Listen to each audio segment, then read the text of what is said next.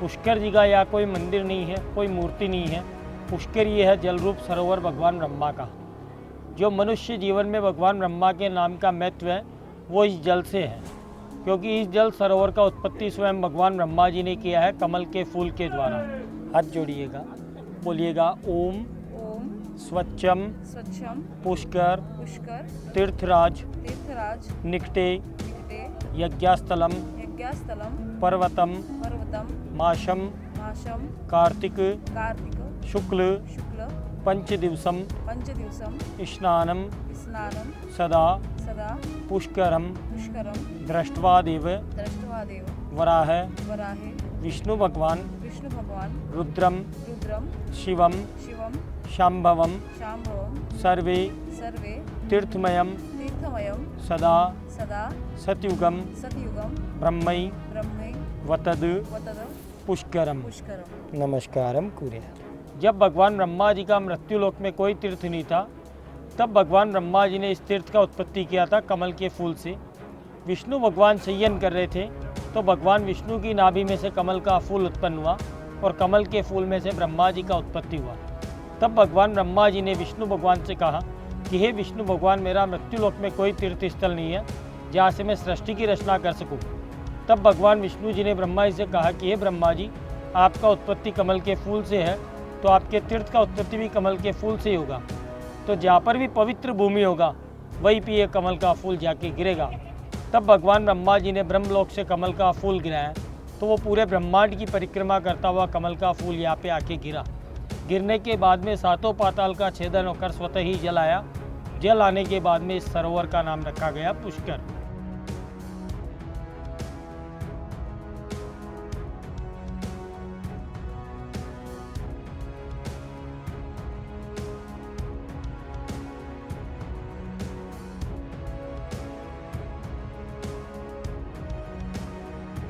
पुष्कर के अंदर छोटे बड़े यहाँ पे काफ़ी मंदिर हैं, मगर जो मुख्य स्थान है वो है पुष्कर का सरोवर।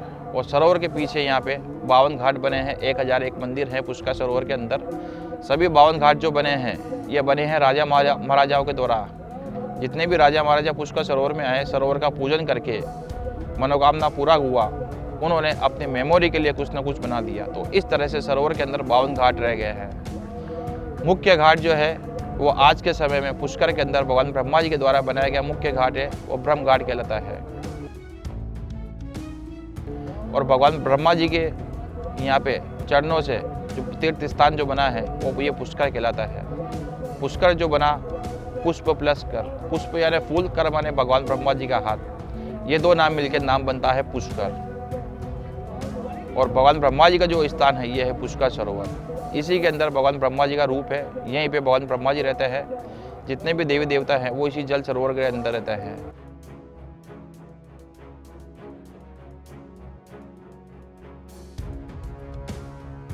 पुष्कर नाम क्यों रखा गया है कि संस्कृत भाषा के अंदर फूल को पुष्प कहते हैं और हाथ को कहते हैं कर। तो पुष्प धन कर दोनों का संधि करने से पुष्कर नाम इस जल का, पुष्कर नाम इस नगर का। फिर भगवान ब्रह्मा जी ने कई हजारों वर्ष तक तपस्या किया। तपस्या के बाद में भगवान ब्रह्मा जी को स्मरण हुआ कि जब भी कोई धार्मिक कृत्य करते हैं या कोई शुद्धिकरण होता है तो शुद्धिकरण के लिए यज्ञ का होना अनिवार्य होता है। तो भगवान ब्रह्मा जी ने यज्ञ के लिए मुहूर्त निकाला। तो यज्ञ का जो मुहूर्त निकला वो कार्तिक मास शुक्ल पक्ष एकादशी से लेकर पूर्णमासी तक का 5 दिवस का यज्ञ का मुहूर्त निकला, जिसके उपलक्ष्य में पुष्कर मेला लगता है, यहाँ पर कार्तिक मेला।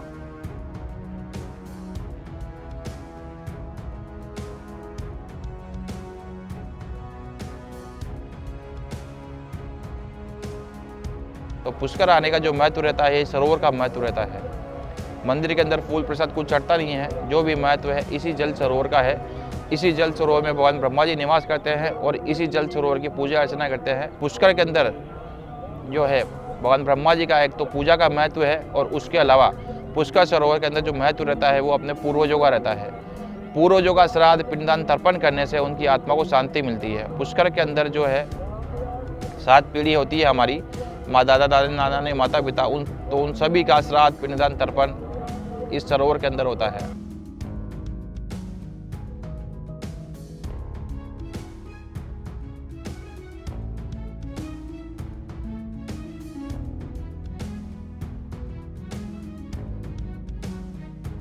तो जो भी महत्व है मनुष्य जीवन के अंदर भगवान ब्रह्मा का, वो इस जल रूप से है। क्योंकि धर्मस्य धर्म रूपेण ब्रह्म रूपेण पुष्कर है। जिस प्रकार धर्म का स्वरूप धर्म है, उसी प्रकार ब्रह्मा जी का स्वरूप ये सरोवर है।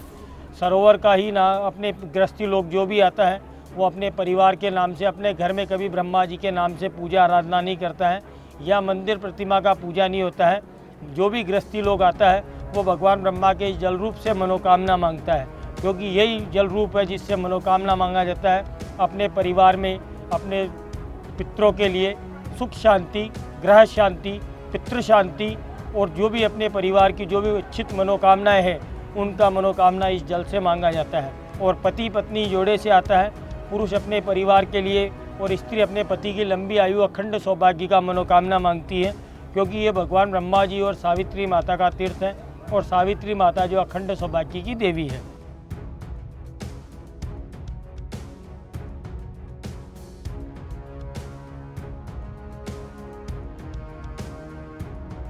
भगवान ब्रह्मा जी की जो पहली पत्नी ने भगवान ब्रह्मा जी को श्राप दिए थे, उसके बाद में भगवान ब्रह्मा जी का एकमात्र स्थान ये पुष्कर बना। पुष्कर के अंदर जितने भी यात्री लोग आते हैं वो पुष्कर सरोवर के लिए आते हैं।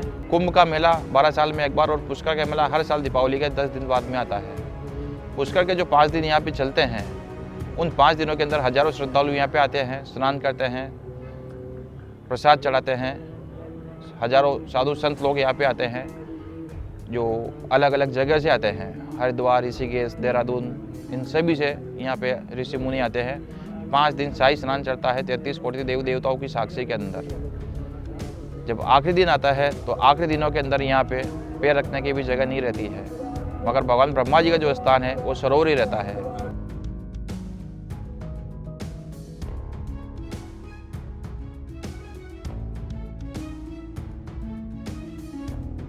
और यहाँ पर यात्री लोग 3 पर्पज से आता है, क्योंकि गंगा समस्त तीर्थों की माता है, प्रयागराज समस्त तीर्थों का राजा है, और पुष्कराज समस्त तीर्थों का गुरु है।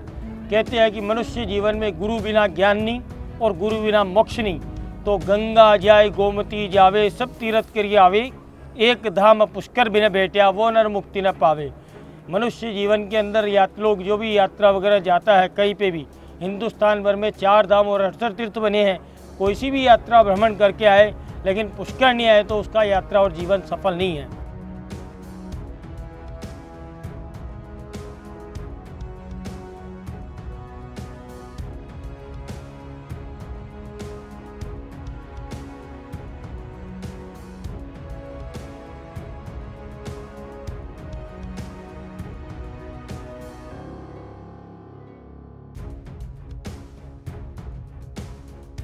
पुष्कर ऐसी भूमि है, तपोभूमि है साधु संतों के द्वारा। तो यहाँ पे अलग अलग ऋषि मुनियों की गुफाएं बनी हुई हैं, उनके स्थान बने हुए हैं, जहाँ पे बैठ के वो यहाँ पे तप करते थे। भगवान श्री रामचंद्र जी भी अपने पिता दशरथ जी का पिंडदान बालू मिट्टी से इस पुष्कर में आके उन्होंने किया था। तो उनके पिताजी की आत्मा को जो मोक्ष मिला वो यहाँ पुष्कर में पिंडदान करने से ही मिला। 5 पांडव भी यहाँ पे पुष्कर सरोवर में वनवास काल में आए थे, अज्ञातवास काल में यहाँ पे आए थे, तो उनके नाम से भी यहाँ पे पंचकुंड बने हुए हैं। तो पुष्कर एक तपोभूमि है जो सभी देवी देवताओं के द्वारा तपोभूमि है। पुष्कर का जो इतिहास है वो सतयुग से चला आ रहा है, जो आगे तक चलता रहेगा। तो यहाँ पर पहला काम यात्री लोग आता है, यात्रा करके या राजी खुशी घूमने फिरने, जल का स्नान करता है, स्नान नहीं करता जल का पूजा आराधना करता है, अपने परिवार से मनोकामना मांगता है।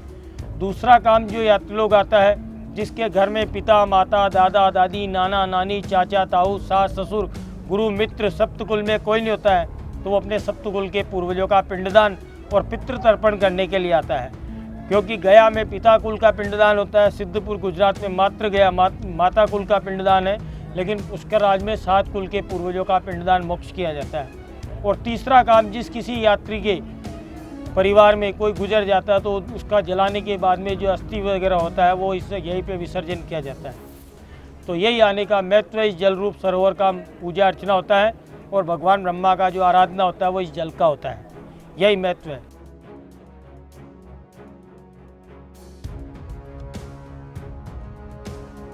पुष्कर जो है भगवान ब्रह्मा जी की नगरी है। हिंदू धर्म में 4 युग हुए, सतयुग, द्वापर युग, त्रेता युग और अभी चल रहा है कलयुग। सतयुग में बनाया गया पुष्कर तीर्थ स्थान है।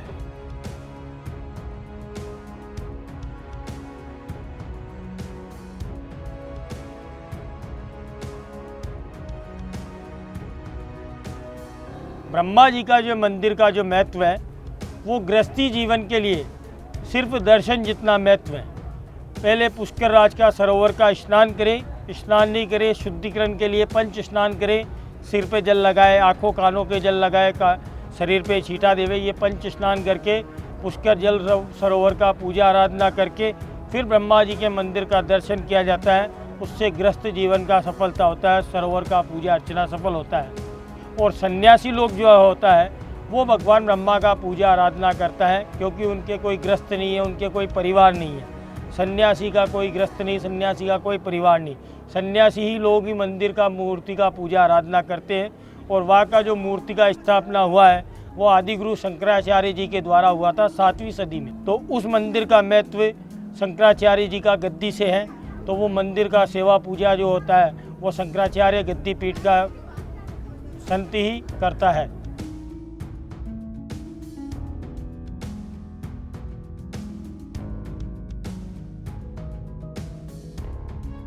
पुष्कर मेले के अंदर जो भी यात्री लोग आता है, 2 प्रकार का यात्री आता है यहाँ पर।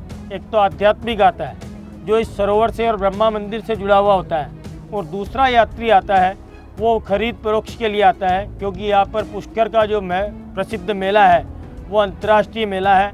यहाँ पर ऊँट, घोड़े, बैल, ये सारे जानवर, पशु बिकने के लिए आते हैं।